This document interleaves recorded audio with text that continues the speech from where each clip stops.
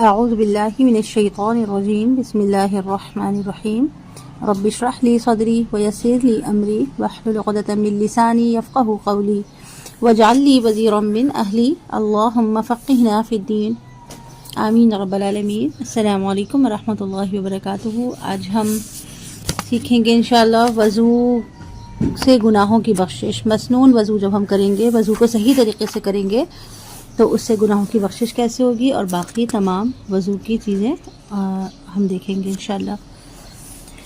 مسنون وضو سے گناہوں کی بخشش کے بارے میں رسول پاک صلی اللہ علیہ وسلم نے فرمایا، جس وقت بندہ مومن وضو شروع کرتا ہے، پھر کلی کرتا ہے اور ناک جھاڑتا ہے تو اس کے منہ اور ناک کے گناہ دھل جاتے ہیں۔ پھر جس وقت وہ چہرہ دھوتا ہے اس کے چہرے کے گناہ دھل جاتے ہیں۔ چہرہ دھوتے وقت گناہ داڑھی کے کناروں سے بھی گرتے ہیں، اور جس وقت وہ کونیوں سمیت ہاتھ دھوتا ہے تو اس کے دونوں ہاتھوں سے گناہ نکل جاتے ہیں، یہاں تک کہ دونوں ہاتھوں کے ناخنوں کے نیچے سے بھی نکل جاتے ہیں۔ پھر جب وہ مسح کرتا ہے تو اس کے بالوں کے کناروں سے گناہ نکل جاتے ہیں۔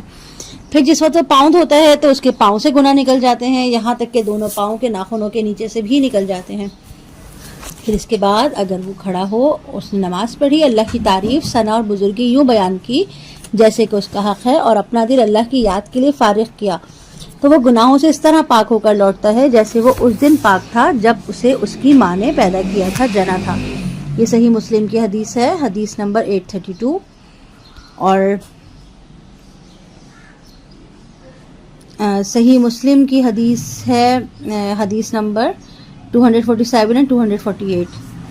ایک شخص نے رسول پاک صلی اللہ علیہ وسلم سے پوچھا کہ آپ اپنی امت کو میدان حشر میں دوسری امتوں کے بے شمار لوگوں میں سے کس طرح پہچانیں گے؟ تو آپ صلی اللہ علیہ وسلم نے فرمایا، میرے امتی وضو کے اثر سے سفید نورانی چہرے اور سفید نورانی ہاتھ پاؤں والے ہوں گے، اس طرح ان کے سوا اور کوئی نہ ہوگا۔ سبحان اللہ۔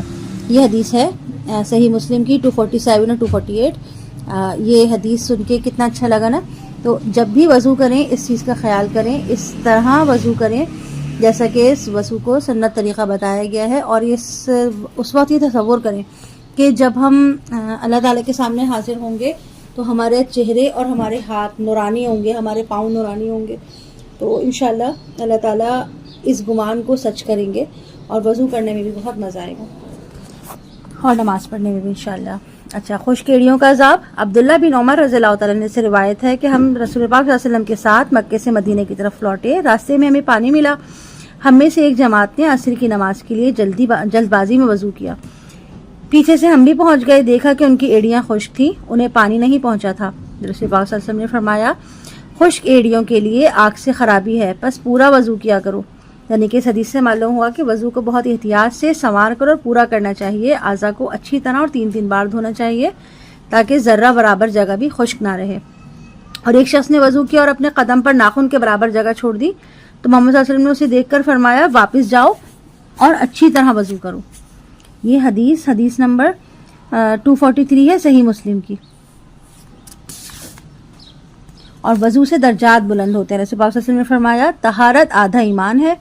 اور ابو ہریرہ رضی اللہ تعالیٰ عنہ سے روایت ہے کہ میں نے اپنے دلی دوست محمد صلی اللہ علیہ وسلم کو یہ فرماتے ہوئے سنا، جنت میں مومنوں کا زیور نور، یعنی مومنوں کا زیور کیا ہوگا جنت میں؟ نور، اور یہ نور وہاں تک پہنچے گا جہاں تک وضو کا پانی پہنچتا ہے۔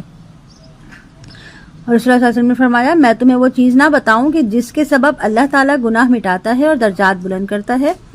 صحابہ رضی اللہ تعالیٰ عنہما نے عرض کیا، کیوں نہیں اے اللہ کے رسول؟ ارشاد فرمائے، آپ نے فرمایا، مشقت، بیماری یا سردی وغیرہ کے وقت کامل اور سنوار کر وضو کرنا، مسجدوں کی طرف اٹھنے والے قدموں کا زیادہ ہونا، اور نماز کے بعد نماز کا انتظار کرنا گناہ مٹاتا ہے اور درجات بلند کرتا ہے۔ یعنی کہ سخت سردی ہو، بیماری ہو، ہمیں سردی کی وجہ سے کپکپاہٹ ہوتی ہے، ہمیں ہمت نہیں ہوتی نا وضو کرنے کی، تو اس وقت میں اگر ہم مکمل وضو کریں گے تو اس کا ثواب، اس کے درجات بہت بلند ہیں، اور ایسا کرنے والے کی۔ اور اسی طرح بیماری کی حالت میں وضو کرنا، ہم بیمار ہو، ہماری ہمت نہیں ہوتی نا اٹھنے کی، اور اس بیماری کی حالت میں، اس تکلیف کی حالت میں بھی اگر ہم اٹھ کے وضو کریں گے تو اس سے بھی ہمارے درجات بلند ہوں گے۔ اس کے علاوہ جب ہم مسجد کی طرف جاتے ہیں، یعنی کہ مرد حضرات تو مسجد جاتے ہیں نا نماز پڑھنے، تو جب وہ مسجد جائیں گے نماز پڑھنے کے لیے، تو جتنے قدم وہ اٹھائیں گے گھر سے اور مسجد تک، ان ہر قدم کے بدلے ان کا گناہ مٹے گا اور درجات بلند ہوں گے۔ اور اسی طرح نماز کے بعد نماز کا انتظار کرنا، یعنی کہ ایک نماز آپ نے پڑھ لی اور آپ اگلی نماز کا انتظار کر رہے ہیں، اور اس کے ساتھ ساتھ آپ نے جو نماز پڑھی ہے اس کو گناہوں سے بچا رہے ہیں، مزید اس نماز کو ضائع ہونے سے بچا رہے ہیں۔ خیال آتا ہے نا کہ اگر ہم نے کوئی گناہ کیا تو ہماری نماز ضائع ہو جائے گی، تو ایک نماز سے دوسری نماز کے درمیان گناہوں سے اپنے آپ کو بچانا اور نماز کا انتظار کرنا، یعنی کہ ابھی اذان ہوئی نہیں ہے، آپ پہلے سے بیٹھ گئے انتظار میں کہ اذان ہو تو میں نماز پڑھوں، تصور آپ کا نماز کے لیے رہے گا تو اللہ تعالیٰ اس کا بھی آپ کو بہت اجر عطا فرمائیں گے انشاءاللہ۔ اچھا، اس کے بعد ہے تحیۃ الوضو، یعنی کہ وضو کے بعد کے 2 نوافل پڑھنا۔ رسول پاک صلی اللہ علیہ وسلم نے فرمایا، جو شخص وضو کرے، خوب سنوار کر اچھا وضو کرے، پھر کھڑا ہو کر دل اور چہرے سے ظاہری باطنی طور پر متوجہ ہو کر 2 رکعت نفل ادا کرے گا تو اس کے لیے جنت واجب ہو جاتی ہے۔ یہ حدیث ہے، حدیث نمبر 234 صحیح مسلم کی۔ سیدنا ابو ہریرہ رضی اللہ تعالیٰ عنہ بیان کرتے ہیں کہ رسول اللہ صلی اللہ علیہ وسلم نے نماز فجر کے وقت سیدنا بلال رضی اللہ تعالیٰ عنہ سے فرمایا، اے بلال، میرے سامنے اپنا وہ عمل بیان کرو جو تم نے اسلام میں کیا اور جس پر تمہیں ثواب کی بہت زیادہ امید ہے، کیونکہ میں نے اپنے آگے جنت میں تمہاری جوتیوں کی آواز سنی ہے۔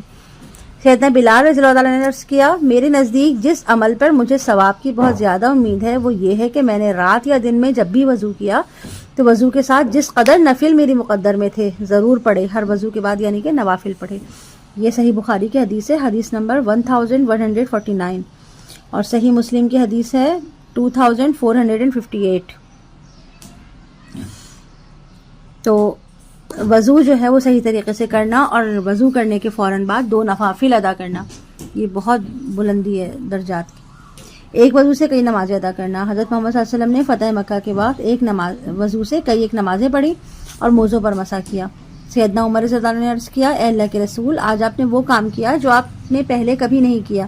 آپ نے فرمایا، اے عمر، میں نے ایسا جان بوجھ کر کیا تاکہ لوگوں کو ایک وضو سے کئی نمازیں پڑھنے کی وجہ معلوم ہو جائے۔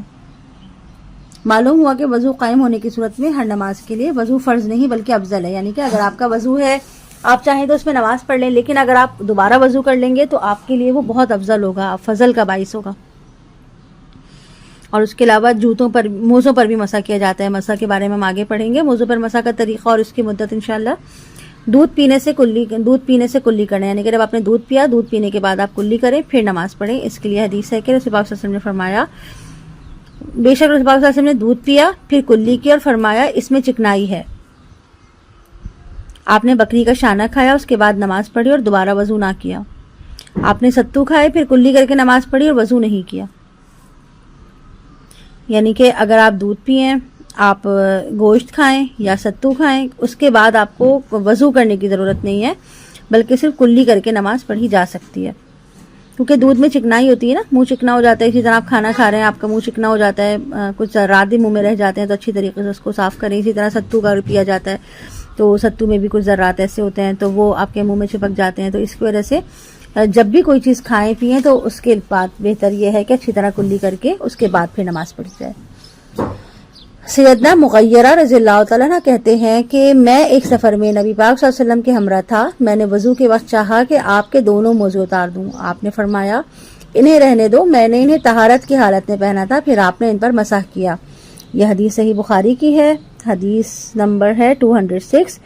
اور موزوں سے مراد جو تھی وہ نرم چمڑے کی جرابیں تھیں، اس وقت میں نرم چمڑے کی جرابیں پہنی جاتی تھیں، وہ ان کے بارے میں بات ہو رہی ہے۔ شریح بن ہانی رحمۃ اللہ علیہ فرماتے ہیں، میں نے سیدنا علی رضی اللہ تعالیٰ عنہ سے موزوں پر مسح کرنے کی مدت کے متعلق پوچھا تو سیدنا علی رضی اللہ تعالیٰ عنہ نے فرمایا، رسول پاک صلی اللہ علیہ وسلم نے مسافر کے لیے مسح کی مدت 3 رات اور مقیم کے لیے 1 رات مقرر فرمائی ہے۔ یہ حدیث صحیح مسلم کی ہے۔ اچھا، اور مسح کی جو مدت ہے وہ موزے پہننے کے بعد وضو ٹوٹنے جانے سے نہیں بلکہ پہلا مسح کرنے سے شروع ہوتی ہے، یعنی اگر ایک شخص نے نماز فجر کے لیے وضو کیا اور موزے یا جرابیں پہن لی، پھر ظہر کے لیے وضو کرتے وقت اس نے موزے یا جرابوں پر مسح کیا تو اگلے دن کی نماز ظہر تک وہ مسح کر سکتا ہے۔ ٹھیک ہے، یہ اب کلیئر ہو گیا۔ اگر نہیں سمجھ آئے تو آپ اس کو مزید بھی ڈیٹیل میں معلوم کر سکتے ہیں۔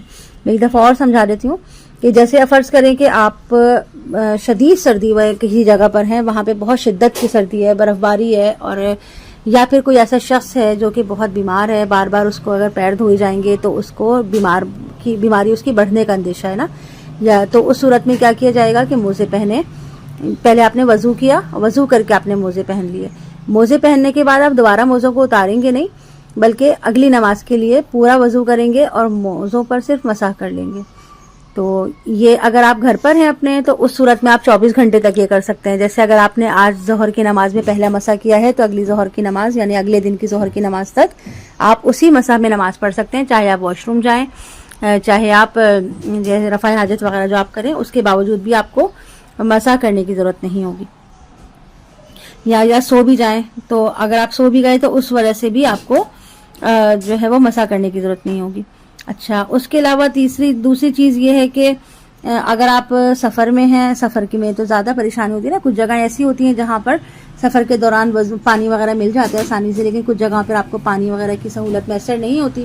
تو اس صورت میں یہ ہے کہ آپ 3 دن تک اسی حالت میں رہ سکتے ہیں, یعنی کہ آپ سوئیں, جاگیں, واش روم جائیں, ہر کام کریں, لیکن اس کے ساتھ ساتھ آپ وضو جو ہے وہ موزوں کے اوپر کر لیں گے, مسح کر لیں گے, تو اس سے بھی آپ کا وضو ہو جائے گا. لیکن ہاں, صرف ایک صورت ہے کہ اگر آپ کو جنابت ہو جاتی, یعنی کہ ہسبینڈ وائف کا جو تعلق ہے وہ قائم ہو جاتا ہے, تو اس صورت میں آپ موزے اتار دیں گے اور آپ کا وضو قائم نہیں رہے گا. آپ کو اپنے پیروں پر باقاعدہ پورے وضو کے ساتھ اپنے پیروں کو بھی وضو کر کے دھونا پڑے گا. اس کے بعد ہاں, جب آپ پاک ہو جائیں گے اس کے بعد پھر آپ دوبارہ مسح کے لیے موزے پہن کر, اور اگلی کسی وجہ سے بھی اگر آپ کو مسح کرنا ہے تو پھر آپ مسح کر سکتے ہیں. لیکن جنابت کی صورت میں آپ کو موزے اتار کر پورا صحیح طریقے سے وضو کرنا ہوگا اور غسل کرنا ہوگا. اس کے بعد ہی آپ دوبارہ جو ہے وہ موزے پہن کر مسح کر سکتے ہیں. اچھا, اس حدیث سے معلوم یہ ہوتا ہے کہ جنبی ہونا مسح کی مدت ختم کر دیتا ہے, یعنی کہ ہسبینڈ وائف کا جو ریلیشن ہے وہ قائم ہونے سے مسح ختم ہو جاتا ہے, مسح کی مدت ختم ہو جاتی ہے. اس لیے غسل جنابت میں موزے اتارنا لازم ہے. البتہ واش روم جائیں آپ اور یا سو رہے ہوں, اس صورت میں آپ موزے نہ اتاریں بلکہ اسی پر ہی مسح کرتی جائیں. اچھا, موزے اگر آپ نے اتار دیے نا تو مسح کی مدت اسی جگہ ختم ہو جائے گی. موزوں کو پہن کر اگر آپ رکھ رہے ہیں نا مسلسل 24 گھنٹے تک, تو ہی آپ کا مسح قائم رہے گا, مسح کی مدت قائم رہے گی. اسی طرح آپ 3 دن تک اگر موزے نہیں اتاریں گے تو ہی آپ کی مسح کی مدت قائم رہے گی. اگر آپ نے موزے اتار دیے تو مسح کی مدت ختم ہو جائے گی. جرابوں پر مسح کرنے کا بیان. رسول پاک صلی اللہ علیہ وسلم نے وضو کرتے وقت صحابہ کو پگڑیوں اور جرابوں پر مسح کرنے کا حکم دیا. یہ حدیث ہے 127 امام ترمذی کی, اور ابن خزیمہ کی حدیث ہے 196, اور ابن حبان کی حدیث ہے 179, اور 479 اپاؤنڈ 1 بھی ہے اس کی حدیث امام نووی کی.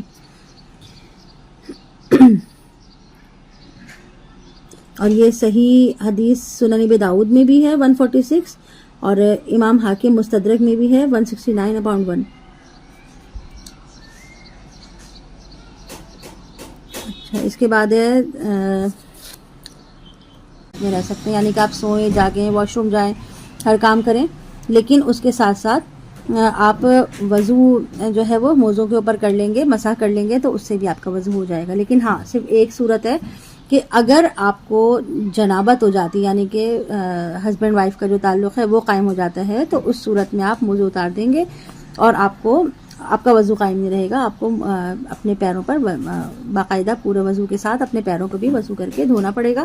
اس کے بعد ہاں, جب آپ پاک ہو جائیں گے اس کے بعد پھر آپ دوبارہ مسح کے لیے موزے پہن کر, اور اگلی کسی وجہ سے بھی اگر آپ کو مسح کرنا ہے تو پھر آپ مسح کر سکتے ہیں. لیکن جنابت کی صورت میں آپ کو موزے اتار کر پورا صحیح طریقے سے وضو کرنا ہوگا اور غسل کرنا ہوگا. اس کے بعد ہی آپ دوبارہ جو ہے وہ موزے پہن کر مسح کر سکتے ہیں.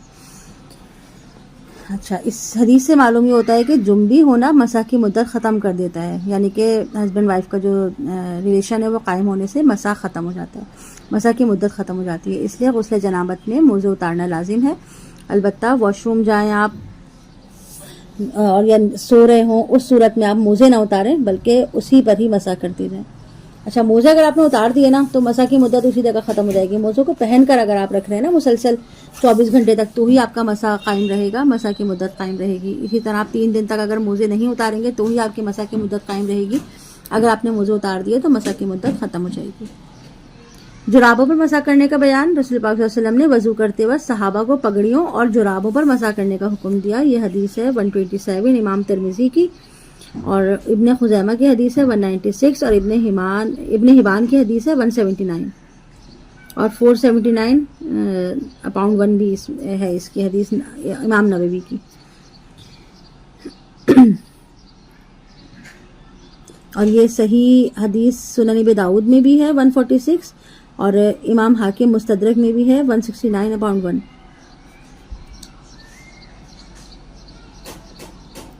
اچھا اس کے بعد ہے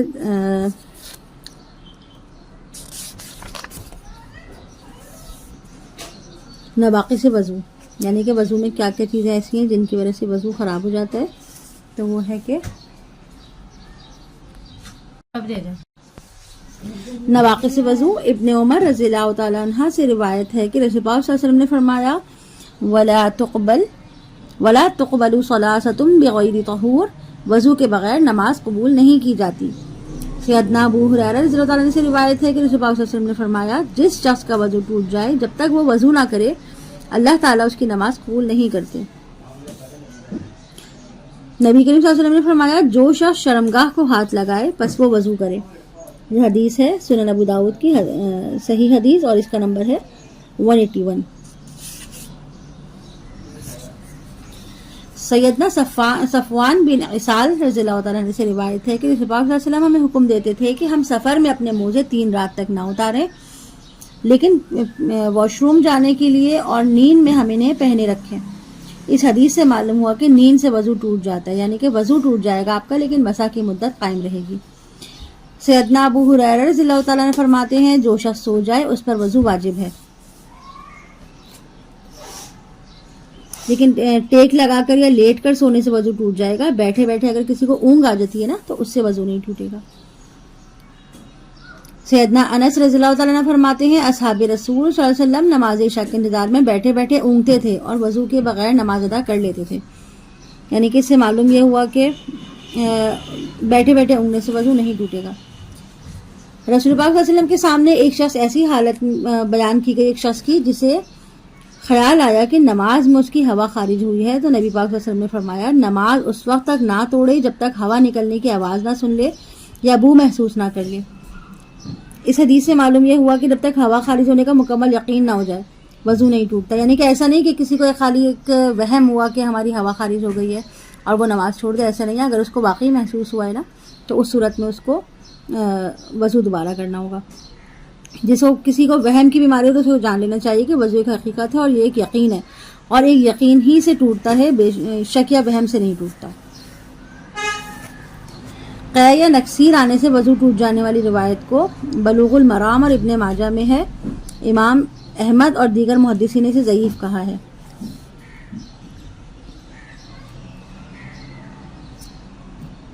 ایک انصاری، اس کی تائید اس واقعے سے بھی ہوتی ہے کہ غزوہ ذات الرقاع میں پیش آیا ایک واقعہ کہ جب ایک انصاری صحابی رات کو نماز پڑھ رہے تھے کہ کسی دشمن نے ان پر 3 تیر چلائے جس کی وجہ سے وہ سخت زخمی ہو گئے اور ان کے جسم سے خون بہنے لگا، مگر اس کے باوجود وہ اپنی نمازیں مشغول رہے.